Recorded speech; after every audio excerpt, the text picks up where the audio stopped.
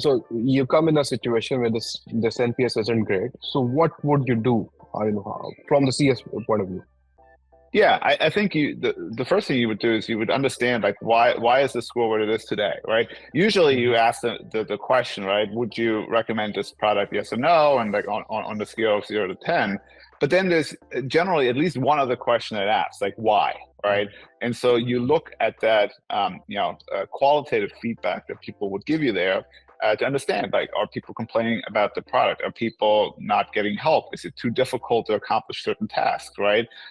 And looking at that qualitative feedback to then determine if it's something that CS can inflect on a short-term basis, right? Should we do more trainings? Are we not talking to customers and they're asking us to talk to them? Are we talking too much to our customers? Like that can also be true. Like sometimes people are like, I don't want to be bothered, right? Like, why are you setting up monthly calls with me? And so you look at that and then you make a determination from that to say like, okay, here's what we're hearing in terms of that qualitative feedback. And here are some of the changes that we can make to address that. And then that usually drives a 5, 10, maybe up to 20 point change on the NPS side.